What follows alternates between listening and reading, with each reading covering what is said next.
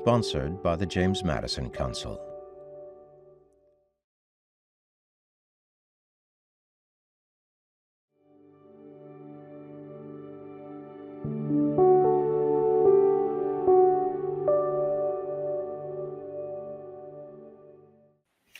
Hello, I'm Carla Hayden, the Librarian of Congress, and I'm thrilled to be here today with entrepreneur, activist, philanthropist, author, and of course, renowned fashion designer, Diane von Furstenberg.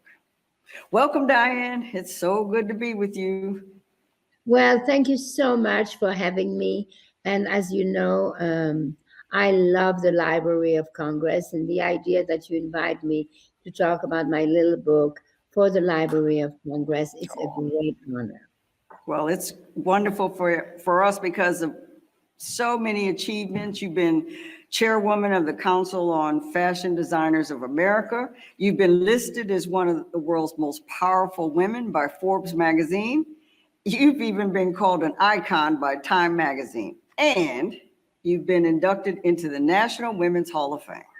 So in everything you do, all of your endeavors, and more than 4 decades later, everyone that's with me today will agree you're still creating beautiful, of course, clothes that women want to wear, but also you are motivating people. And what motivates you, though, to continue to help others, really? Well, you know, life is, as you know, life is a journey, and it's made full of memories and images and experiences, and when you are at the sunset of your life, which is the place where I am now, you have such a vast landscape to reflect from. And I was very lucky. When I was growing up, I didn't know what I wanted to do, but I knew the kind of woman I wanted to be. I wanted to be a woman in charge. So I was lucky to become a woman in charge, which means a woman independent, very early on. So I was able to build a voice. I was able to have because I became that woman through a little dress. I established this incredible dialogue with women all around the country. And as I was becoming confident, I was sharing my confidence with them through a dress. And as I was learning things, I was sharing the things I was learning. So I've had a real incredible conversation and relationship with women as I was developing the relationship with myself. And it just happened, it happened, and then I started enjoying it and all of that. So now where I am, it's very, I had a lot of ups and huge successes, but also a lot of failures. So I've learned a lot, and I have a voice. So I think that when you have a voice, it's important to use your voice, your experience, your knowledge, your connections, and your resources, if you have built some, in order to help other women to be the women they want to be. That may be a part of an answer.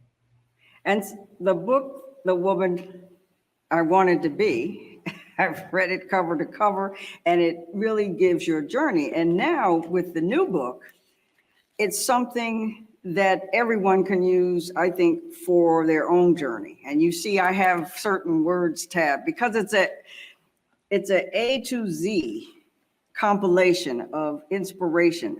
Own It, The Secret to Life. So can you tell us just a few of your secrets? Because a lot of them are in here. So as I was telling you, being in charge was really, for me, it was my motivation.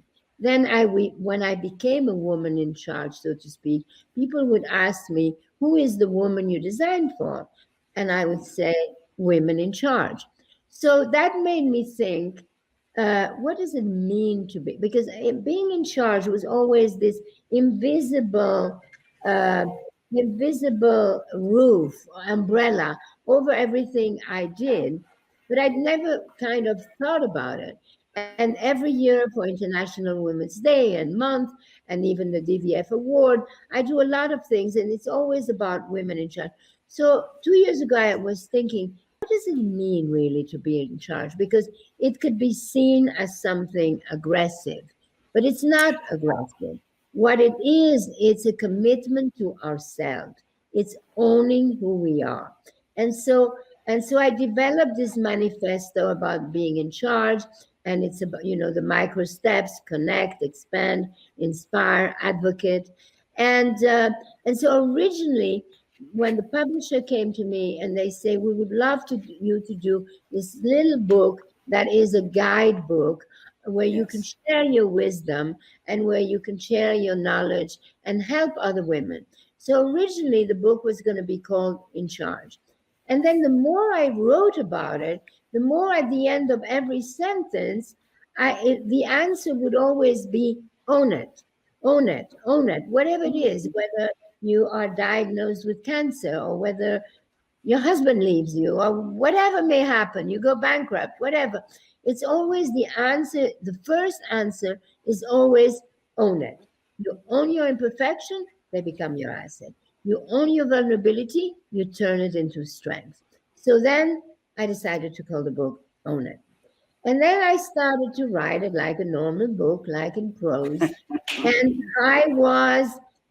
But one of the things I hate to be, because I hate it when people are with me, is condescendent, right? And when I wrote it in prose, it felt like, who am I to give these advice?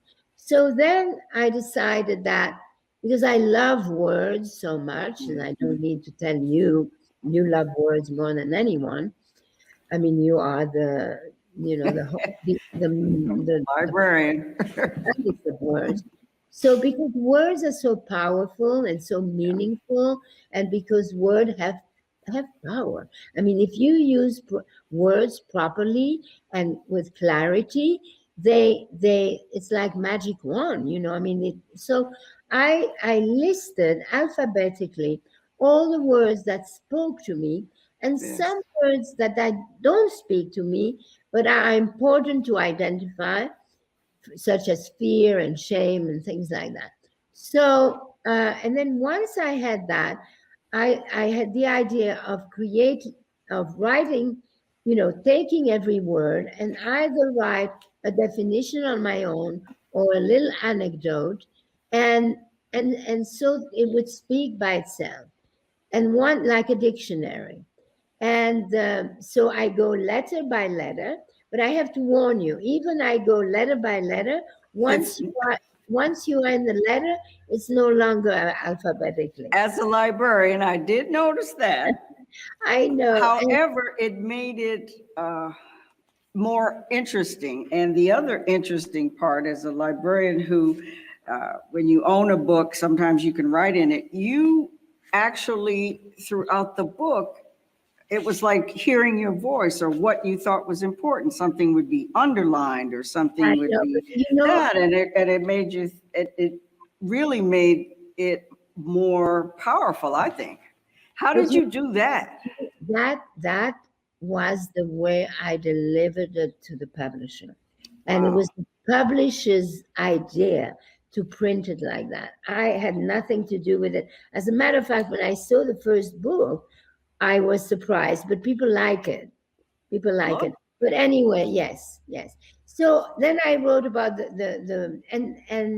and now I'm really happy that it is that format, because it's much more, you can have it. And by the way, young people love it. It could be next to your bed, and you can open anytime one word, and you just get the word for the day. And it's not really, I don't know. Well, I would like to ask you. I would like to ask you your opinion. Well, I love it. And I'm just saying. But why? And I read a lot of things. And as a woman, who's... How many books do you write every day? Do you read? Do I look at? I don't get to read as many. And so when I can pick up something that's for me. And this was a book that was like for me. It had things that I could just open. M for mentor. I like to think that mentors give us keys. Each keys open something, but in ourselves, we have the master key that can open everything. And when you're working and you're a woman and you're doing things and to be able to have these, it's almost like a book of affirmations and thoughtful things too. Another one was L for loser. I thought, ew, why she put that in there? Well, she said only losers don't think they're losers. I said, oh, okay. So all of these different things. And so for instance, it's A to Z. You're right, it's not strict alphabetical order. And in the letter A, you start out as saying nothing is more attractive and powerful than authenticity. And someone in fashion is like, well, what does that mean to you? I'd like to hear, and I'm sure everyone would like to hear, what does that mean? How can you be authentic and be in fashion and glamour? Right, why not? I mean, the whole point is being glamorous, then you are authentic.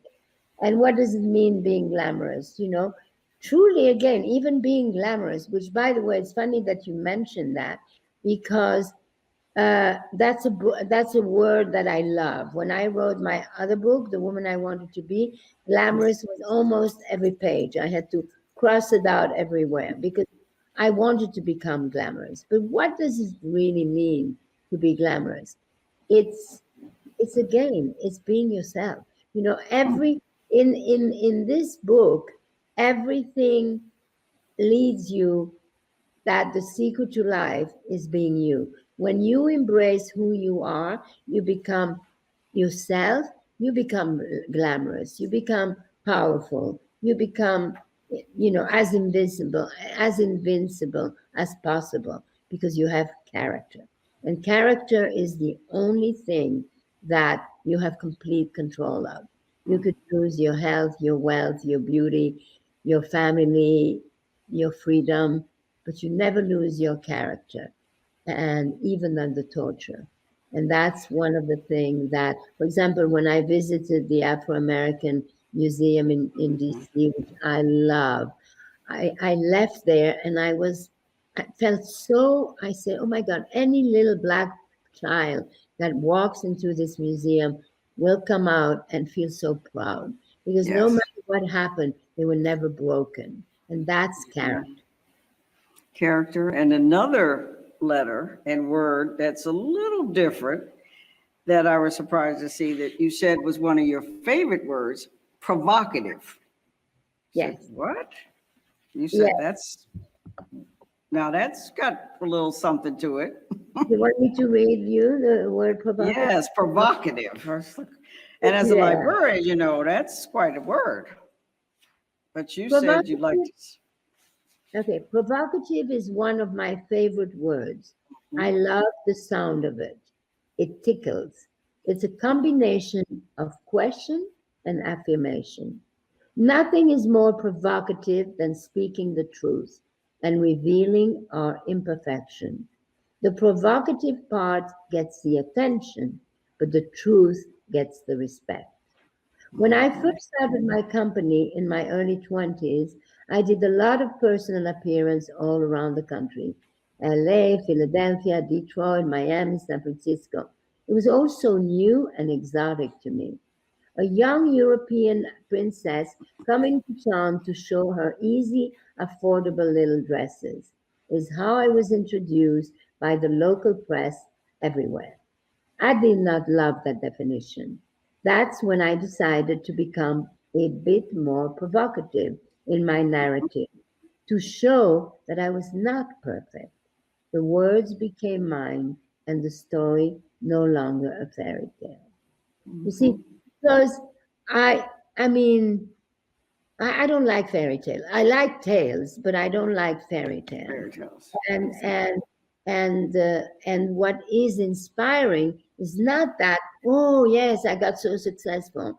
What is inspiring is when you talk about the difficulties, the vulnerabilities, or even when people think that you are at the very top, and you yourself know you're not, because you are experiencing difficulties. And the same way, when people may say, oh, she's over, you know, that that also is not necessarily true, because you know that you're already on your way back. So I think the more you vent the truth, the more people feel you're more inclusive, because everybody can relate, and therefore it becomes intimate, as opposed to being a lesson, or being just something that you yourself cannot relate to it. And of course, L for love, and how that was nothing is more important than love. And Love of is life. course, it's the life. Life is love. There is no way to envision life without love. Nothing is more important. Love is caring, sharing, and giving unconditionally. It is being thankful and paying attention to others. Love is owning it.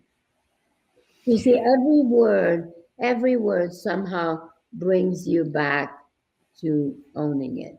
And that's why at first I had the secret of life. And then I was so embarrassed. I kept on telling myself, I can't say that. Who am I to say that?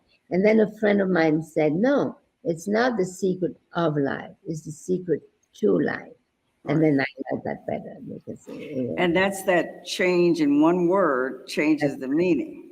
that's Now, right. the other part that happened while you were working on this, thinking about words and everything, the pandemic hit.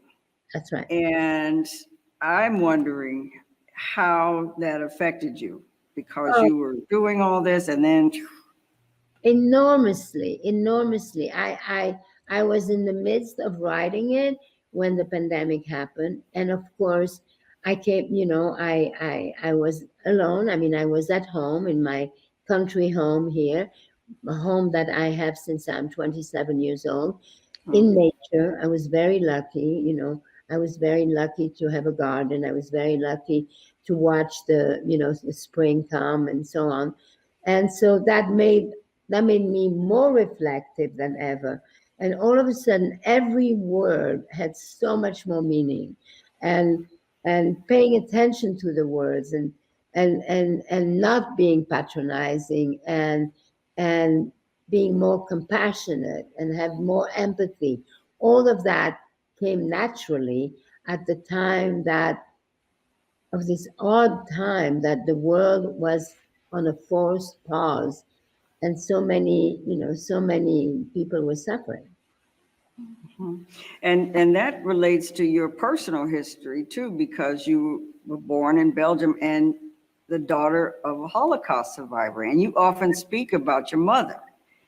Yes. And I'm sure how did she influence you before and then even thinking about what Well, these words were meaning? I was born in Belgium. I mean, I fit I could check any box. I was born in Belgium from refugee parents, basically. And then my mother during the war was a prisoner. She went to Auschwitz, so she went to the camp. She did the death march. She went to another camp. By the time she was saved, she weighed 49 pounds. So she was really barely alive. But she was alive. She went back home to Belgium. Her parents could not believe that she came back. But she came back. Her mother fed her little by little. Every half an hour she would eat a little bit. And my mother used to say that she blew like a balloon.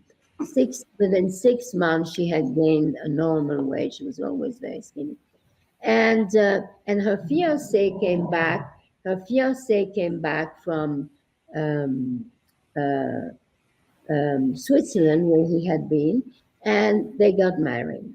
And the doctor said to both of them, "It's great that you get married, but you absolutely cannot have a child, because you won't survive." They said to my mother, "And the child will not be normal." And sure enough, 9 months later, I was born, And I teased and I said, and I was not known. And so when you are, I mean, my birth, the survival of my mother was a total miracle, and my birth was a miracle. And my mother actually used to say, God saved me so I can give you life. And by giving you life, you gave me my life back. You are my torch of freedom. So she put this by saying that. It's very nice to say that, but it's a huge responsibility for a small child to be given the torch of freedom, you know. And she would never allow me to be afraid, because so if I was afraid, she would lock me in a dark closet. Today she could get arrested for it. But she made me fearless, you know. She never told me, be careful. I mean, I realize now that she gave me all this affirmation, to use the word that you just used yourself. And so, of course, her impact was everything. All right. It sounds like she was a major player in your success and someone who really helped shape your outlook on life. She was a major impact on my character, for sure. She really, she was the architect of my character. I never said that. That sounds really good. But it's true. And when you think about the other parts of your life, your first marriage, you became soon after a fashion designer, and your first marriage, you were in a world of, people have said, wealth and privilege. Yes. So you were already in this world of wealth and privilege. What made you decide then, because you could have just said, oh, well, this is nice, that you wanted a career of your own, though? No, I always knew that. I always wanted to be an independent woman. Even if I read the short stories that I used to write as a teenager, I mean, being married was not my goal, you know. My goal was being able to be in charge of my life. And to be independent was really important. I mean, my husband he encouraged me to be independent. I think I surpassed his wishes for my independence, but that was me. Right. And then you went on, and then in 1974, you created something that every woman, the people that are with me today, talk about it. And they know you for that. But what was something about that creation is the thought that it was more than just a dress. It was an attitude. It signified something. So how did you come to create that? Well, I was always interested. For me, it's always the woman before fashion. So when I first started with my little dresses, you know, I mean, every other designer would say, who is this socialite who's making these nothing little dresses? And they may have looked like nothing on the hanger, but because I was a woman and I wanted so much for myself, you put those dresses on, every woman would put it on, and immediately there was a certain body language. You know, for me, what makes a woman beautiful is the eye contact, the smile, and the body language. And body language has got to do with confidence. So it's very important when you make a dress as the designer that you use all the little tricks of old-fashioned dressmaking to make things look good. First of all, to pick fabric that are soft, that make you feel comfortable, and then of course the way it's cut. Yeah. But did you ever imagine that it would become this sensation and an icon in itself? No. This was, and that's why I joke. I say, people say I made the wrap dress. Truly is the wrap dress that made me, that created this person and this symbol of, you know, it became a dress symbol of liberation. And then I made that dress speak, and I made that dress have a voice and have a purpose and have a a journey. And it was more than just a dress. It was that attitude or that comfort and that confidence. Well, attitude. I know I have the word attitude. Oh, you do. I looked it up too. Attitude is very, very. Because sometimes that's a loaded word, and that's. This is what I wrote. I forgot. I mean, I know. Attitude is everything. It is waving the flag of owning it, and that really is what it is. Because if you own it, you automatically something changes in your posture. Something you say, okay, yeah, owning it. I have a big nose, owning it. And the minute I own it, the minute I own the big nose, then people say, oh, she's attractive because she owns it. And does that what owning it means to you? Accepting things? What does owning it mean? It sounds like that's part of it. Owning it means, yes, accepting the fact that it is. And therefore, by accepting it, you deal with it, right? I mean, just I was talking before about diagnosed. You know, you're diagnosed with cancer, right? Some people say, I remember because I had cancer 26 years ago, and I remember the nurse say, oh, you have such a good attitude about it. I said, but how do other people say? Well, I say, well, you know, usually people have to, either they get angry and they say, why me? Or they completely surrender to the doctor. And the truth is that you should do, I mean, yes, you're there with, so first you have to find out what it is, hear it, understand it for yourself, and listen to the doctor, decide with the doctor what you're going to do about it. But then the rest is really up to you, how you handle it, how you deal with it, how you decide to meditate or do massage or whatever you do. And then you own it, you see. I mean, life is very short, and the only thing you can do is be responsible for you. And of course, there are many things that you cannot. You know who Vartan Gregorian is, right? Because he just died. He just I know. And he was a man that I admired so much, and he saved the public library and so on. And he's the one, his grandmother, who survived the Armenian genocide. She is the one who told him, and then he told me, he said, you know, one thing is kismet, the destiny, and that you have no, you know, where you were born, who are your parents, all of that, you have no control of that. You just inherited that, right? Or collected, whatever. But your character is what that you have 100% control of.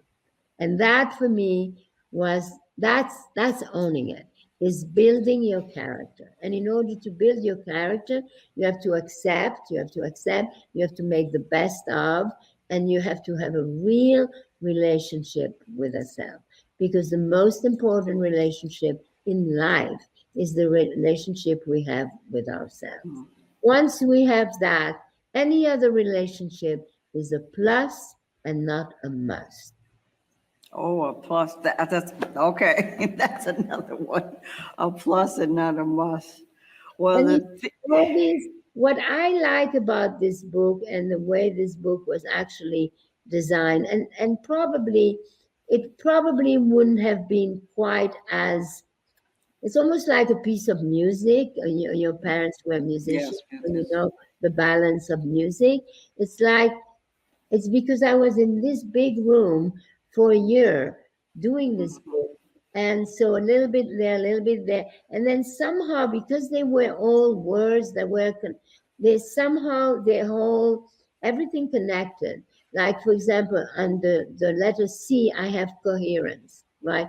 Because I always think that coherence is very important. Who are your friends? Who are the books on your bookshelves? What are the food in your refrigerator? All of these reflect who we are, right?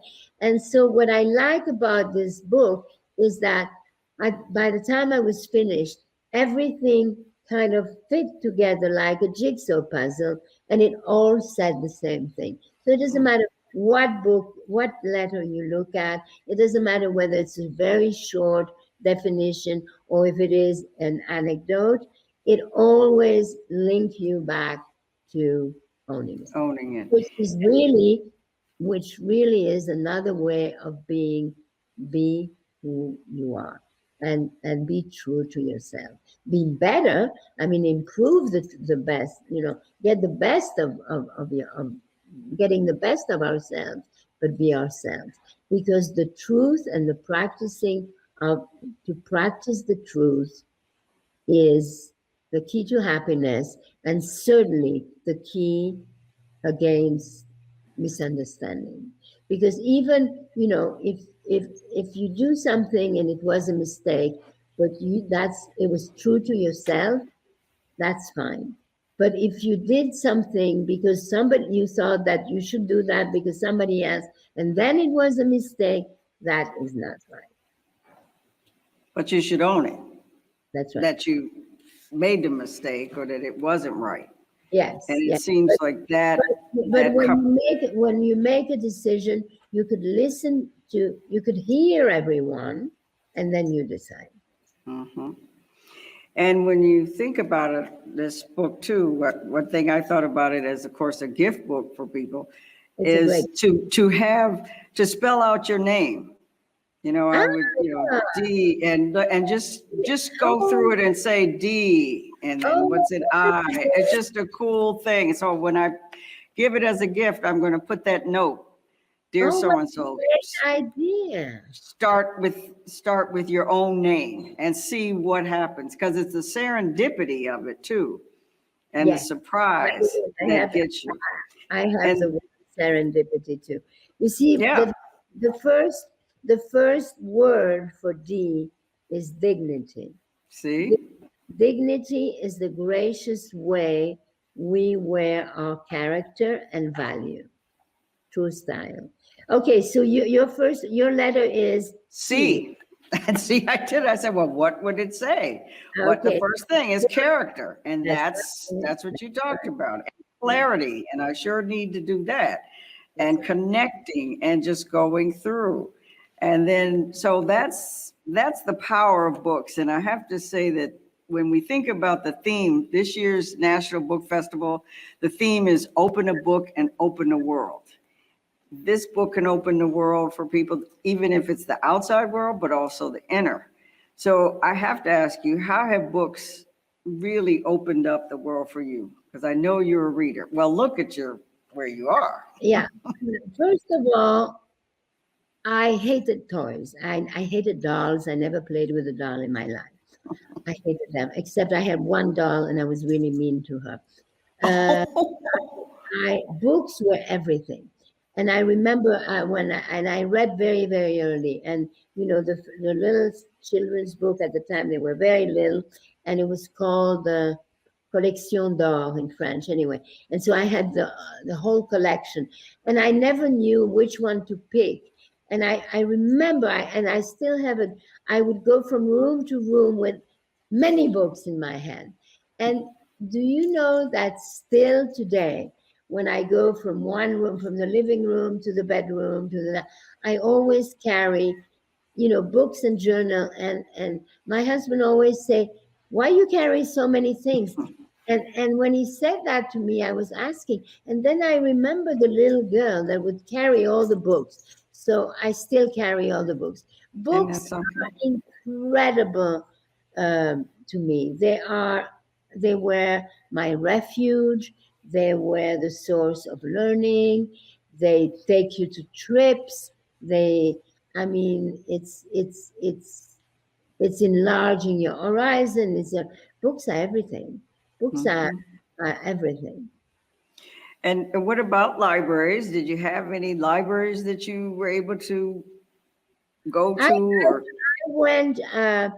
I had the library at my school. And I remember, because I love books so much, I used to say, when people ask me, what are you going to do when you grow up? I said, I don't know. I really love books. And they said, well, you could be a librarian. Oh.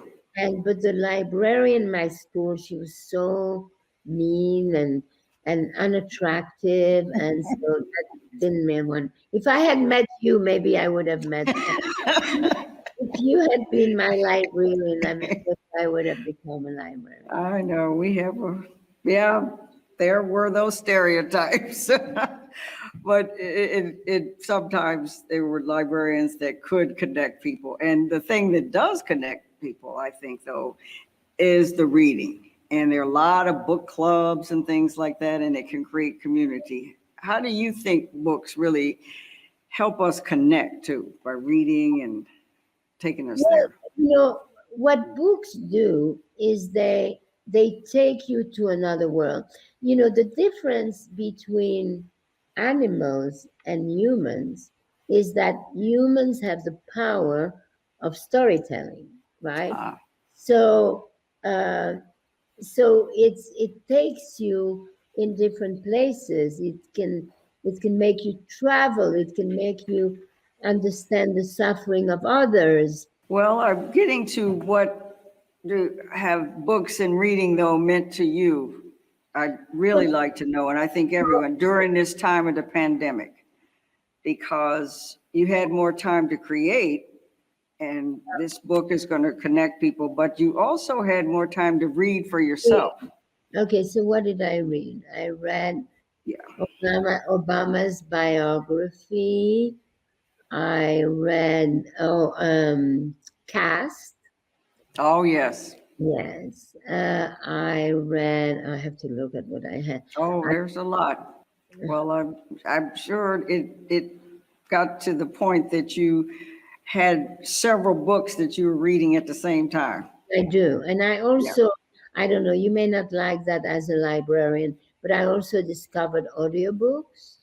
Oh, I think they're pretty good, because sometimes you're almost too tired to read, or it's easier to listen because it's storytelling too. Exactly. So I really, that has been very interesting to discover that.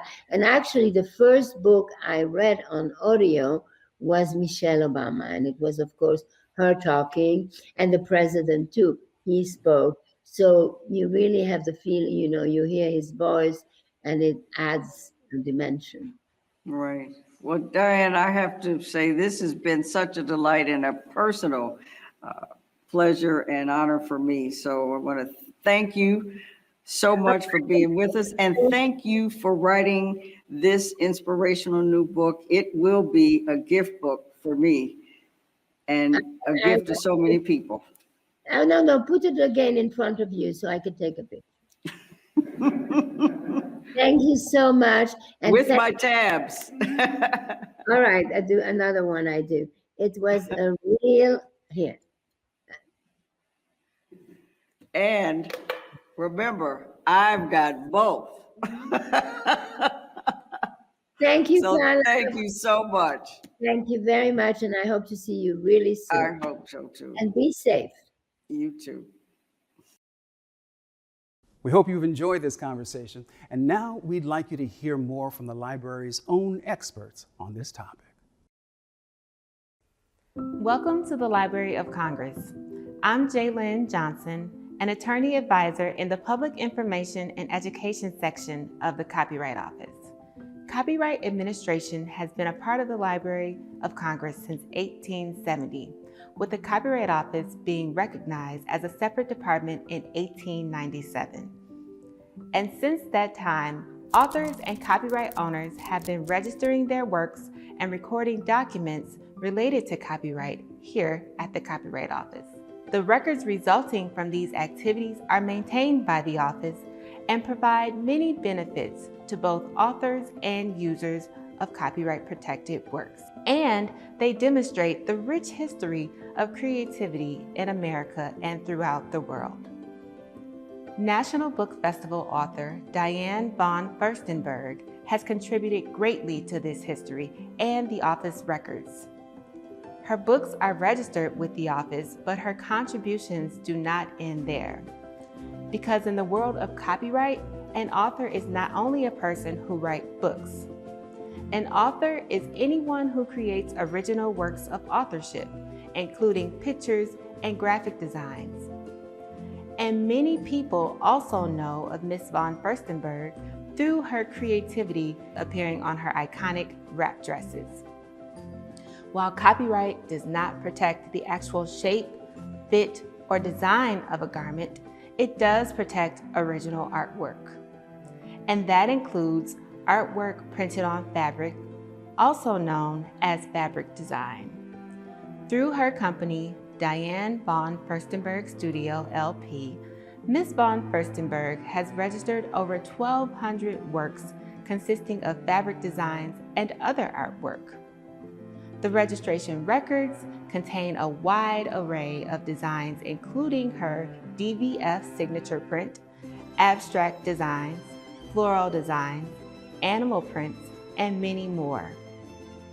These records not only show her contributions to creativity, they also show the literal power of owning it through copyright ownership and the power of making a public claim to one's copyright-protected works. Members of the public can research these and all of the Copyright Office's records created since 1978 by visiting the Copyright Office public catalog on our website at www.copyright.gov. There, you can also find information about researching records created before 1978 and making a request to view actual copies of registered works.